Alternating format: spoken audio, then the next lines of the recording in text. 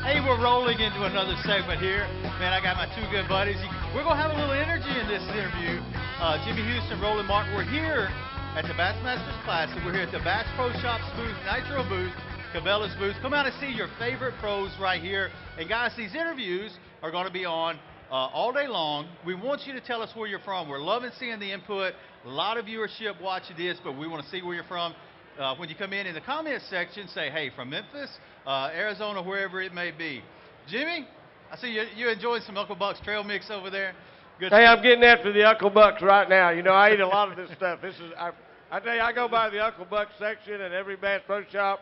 I go in. I clean up every time. Oh, I love it. I get a discount. I get a discount at Bass Pro, so you know I can get a lot of candy, trail mix. I get some sesame seeds. The fudge is what I get it all. You do too. I can tell by looking.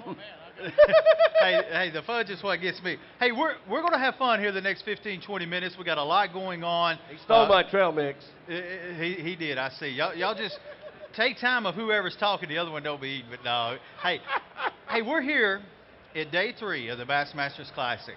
And one thing we hear when pros get together and we start telling our war stories, so to speak, about the woulda, shoulda, couldas and what would have been. I know we got Angler of the Years. We got 9 with Roland. Jimmy, you won 2 yourself. You won 1. I won 1, yeah. But hey, this is about you guys. Jimmy, we're going to start with you.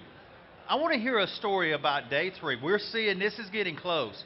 We got Ott Defoe, Edwin Evers, a lot of the Nitro Pro staff, the guys that maybe Jason Christie's having a little bit of a tougher day. What is the thought process? And tell me your moment of when you almost were Bassmaster Classic champion. Well, Tim, one of the most difficult things, obviously, is if you're doing well in the tournament, whether you're leading or just up close to the top, one of the most difficult things for any professional fisherman to do is to change what you're doing. I mean, obviously, Jason has beaten everybody for 2 days.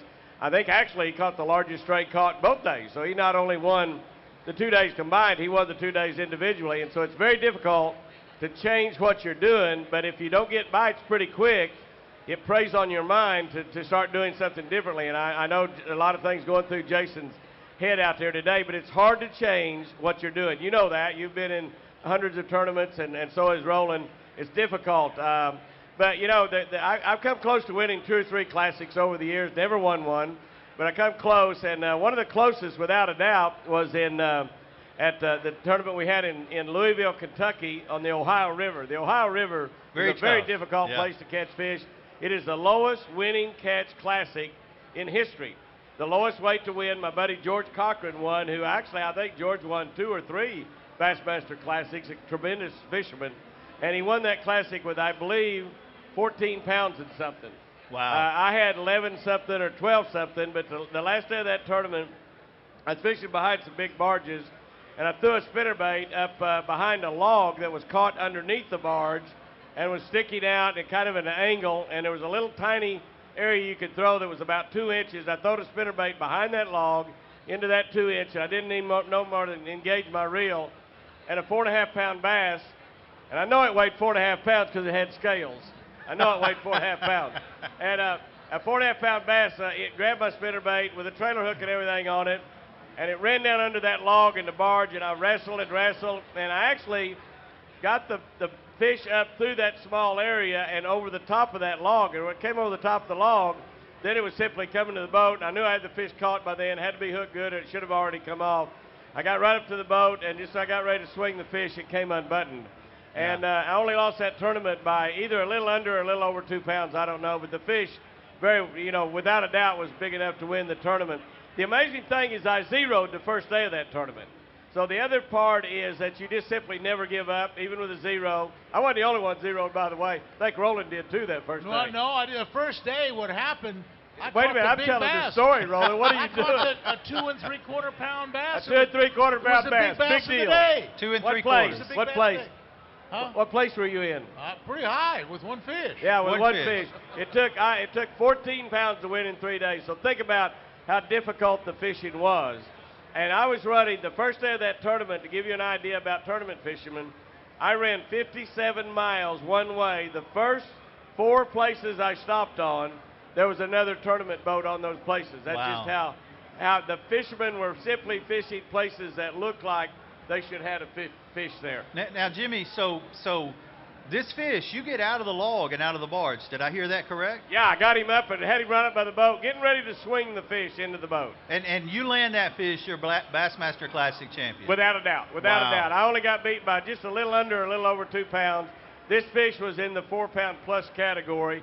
It would only had to weigh 2.5 pounds to win the tournament. Right. And so it was really it was one of those fish that when you lost it, you knew in your mind. You've been there. Right. Roland, you've been there when you lost tournaments, and it's just exactly like when you get there and you catch a fish, and you know, that did it. I'm there. I know a guy one time up in New York in Lake Champlain that caught a fish, and in the middle of the morning, he rode all the way back and ordered pizza. I know a guy did that. Oh, I think his name was Jimmy Horton. Yeah, that's what his name was. He quit. Like 9 o'clock in the morning, said, I think I've had all this I can stand. I think I'm going to go order a pizza. That was a fun one, Jimmy. Thanks for throwing that one to me. Great deal. Swinging a fish in comes off Bassmaster Classic champion. Well, actually, he came off in the water. He didn't come off on the swing. He came off in the water. As you went to swing. But the fish should have come off way before that if he wasn't sufficiently buttoned up, but he wasn't. Right. And it cost the Classic. We're probably bound to see something like that happen today. Good this tournament, it is. It's really tight. Guys, we can't thank you enough here at the Cabela's Bass Pro Shops Nitro booth and watching us live on Facebook of the hundreds of thousands of people across the country. Just read a couple of these off, guys. Bakersfield, California. A lot of folks from Florida joining in. Rockwell, Texas. Broken Arrow, Oklahoma, Jimmy. Hot Springs, Arkansas, Alabama, Nevada, Kansas. Huge audience right now joining in with these two pros. We want to thank you guys. Let us know where you're from. We love seeing that. I love reading that right here. The Oklahoma people have really got a vested interest in this tournament today, don't they? I want to come back to that. The leaderboard, totally. Yes, wow. I'm going to touch on that. I want your opinion on that because day 3 was all Oklahoma anglers. Roland, let's hear your almost win. You fished too many Bassmasters Classics. Right. I know there has to be one. I touched on it yesterday, but what happened in the New York tournament up on the St. Lawrence River, Bo Dowden won the tournament, and he won the tournament by 4 or 5 pounds, and I came in second. Okay, Bo caught a big fish the last day. He caught one 6.5 pounds. That's huge for New York. That's a huge fish. Goodness. So number one, if he had not caught that fish, I would have won. Okay. Now let's back up a little bit farther. 10 minutes or 15 or an hour or so before the final gun on the 3rd day, I decided to go fish where I thought I had a big bass located on this crack on the Mary Island ledge. And I went right into that ledge area, and here was Bo coming out. Here was Bo. He'd coming out. He had just caught that 6.5 pound bass that I was trying to go catch. If you got there 10 minutes earlier, the tournament would have. Now, here's the thing. Even if I hadn't caught it, even if I hadn't caught that fish, if I'd gotten there a few minutes before Bo, I'd have probably boogered the fish and probably scared him away, and I probably wouldn't have caught it. Maybe he wouldn't have caught it. You know, there's all kind of scenarios there when you have we're all fishing for the same fish. So by him catching the fish that I wanted to catch, he won. Right. Roland, I want to ask you, 9-time Angler of the Year. Was it ever a psychological thing with you on winning the Classic, or did that ever, and this for both of you guys, both decorated anglers winning so many tournaments, was that ever a thorn in your side? When I was winning all the Angler of the Year titles, Rick Clunn was winning all the Classics. Right. And so Rick and I were kind of not arch enemies, but in public we were kind of arch enemies because he was the Classic winner and I was the Angler of the Year winner, and who's the best angler kind of deal, you know. Right. So not long after that, we even had a contest about the best angler award. You know, remember? Right. And Rick won. Rick won that. Rick won that award, and Kevin would have won it now, but this was kind of before Kevin came to the prominence that he is now. Right. But this was a few years back, and we had a big contest about the best angler kind of deal. So Rick and I have always had kind of this little contest between us. You know, like who's the best angler kind of deal. And we're very good friends. Rick and I, you know, just personally, we get along fine. But in public, it looks like we're arch enemies or rivals, you know. Yeah. But I'd always say that, you know, by winning the Angler of the Year, that's a bigger deal. And then, you know, of course, Rick would say that Classic. You know, Yeah. whatever. So That's a good debate. It's and you ask all of the anglers, you know, how they feel about that. I think from a perspective of your career, the Classic with all the media there, it probably can jumpstart an angler's career. But I think if you really ask an angler, you know, and Rick's won an Angler of the Year, I believe. He won one. He has. And you get that perspective of gratification to know you can't luck up and win Angler of the Year. That's a year-long deal that you have to be consistent on. Not to say somebody's going to luck up and win the Classic, but because obviously these are great anglers are here. But it's a really gratifying thing to win Angler of the Year. Guys, we want to keep inviting you to tune in. We've got people coming in from Mexico. That's so cool. San Jose, California, Del Rio, Texas, Suffolk, Virginia. A lot of folks coming on. Jimmy, we talked a while ago.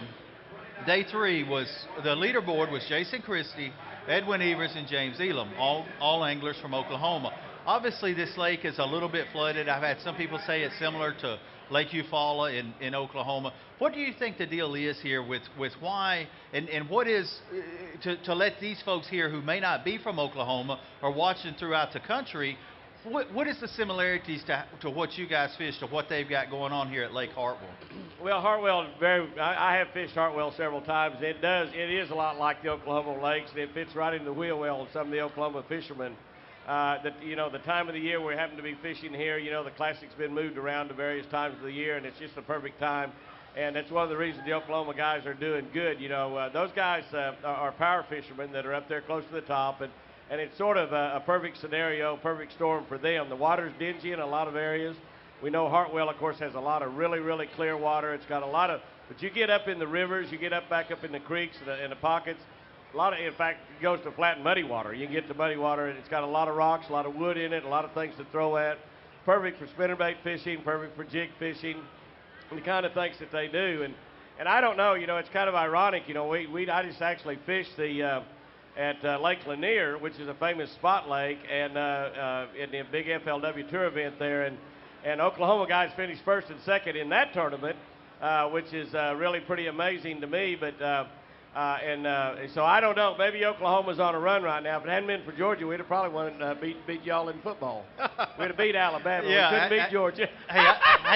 Timmy's blood's getting up now. No. Listen, I'm an Auburn fan. I'm gonna get in trouble for saying you are. this. I forgot about that. I was pulling for you You'd guys. have pulled for Oklahoma. Here, let me tell you from an Auburn fan's perspective. A lot of people watching it will get a kick out of this. Everybody's football fans. Yeah. Hey, our two biggest rivals are Georgia and Alabama. Alabama being the biggest, but Georgia is a mighty close second.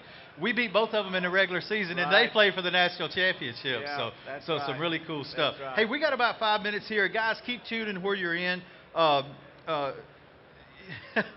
him on football. Got him all excited there. Listen, I'm reading the comments here. Some guys just wrote, this is really, he's being a little bit funny here, but this is really a credit to you two. He says, these two guys have cost me a lot of money over the years buying all of their gear. Hey, it's one thing. You know, I've heard it say a great pro angler is really a three-legged stool. You got to be able to catch them, you got to be presentable, and you got to have relationships with the fans. And to be able to do that, you guys have done it as well as anyone. What do you say to this guy who just had that comment? Roland, go ahead. Well, you know, my two heroes in the promotional field, without a doubt, the top two promotional people in the world are Jimmy Houston and Bill Dance. Now, that's big right there coming from Roland. I'm a distant fifth or something. I'm nowhere in their category. I tell you, the difference is this man enjoys meeting you people. He thoroughly enjoys shaking your hand and signing your autograph. He lives for it. He does more personal appearances than all the rest of the guys put together. You do like 40 or so, 50. How many appearances do you do? I do 100 a year. 100 a year. Can you imagine? I do like 15. How many do you do, Tim? A lot, but I want to tell them what Roland said. We'll have a grand opening at a Bass Pro Shops, and there will be 10 or 15 of the pros at the table. We always make Jimmy get on one end or the other because he's going to talk to every one of you guys for 5 or 10 minutes. But it is, and that's the magic of it. It's that connection. Jimmy is really good. And I have tried to emulate him, and we worked together on the Chevy team, and he and I would have the biggest lines. Wouldn't we? All the time. Jimmy's line was always bigger than my line. But what I tried to do as well as Jimmy, I never have quite done as well. But he's my hero. Let me tell you. I can tell you, I've been turkey hunting with Roland, and us pros that came into the sport, and same thing with Jimmy. We'll get it back in a little room before we go out somewhere, and these guys are so cranked up talking about catching a fish, you would think they just got started. So, hey, we got to wrap up. We're getting cut short on time here. I know the fans want to hear you guys all day long. Anything, real quick comment, any of you guys. Give me a prediction, Well, Jimmy. you know, what Roland said was true. It's so great to see all the people here. You know, I do love each and every one of you. And I love the sport of fishing. I get asked all the time, do you ever get tired of this? And I really don't. I don't get tired of setting that hook. I don't get tired of kissing those bass lips. And I don't get tired of meeting people that love the same thing I do. And we appreciate y'all so much. And yeah, I have cost a lot of people a lot of money, and maybe a few guys a divorce. But let me tell you, I cost myself a lot of money, and I buy all my hunting and fishing stuff at Bass Pro Shop. And the most wonderful thing about working for Bass Pro Shop, I get a discount there. I don't spend any less money, but I get more stuff. That's a good deal. We love y'all. Roland, real quick. Give me something real quick. Like what? Anything. Anything. Go fishing early and stay late. Go early, stay late. They call me the guys, Iron Man of fishing. The Iron Man of fishing. We got KVD KVD coming up at 1:15. You guys stay tuned. 1:15, Kevin Van Dam.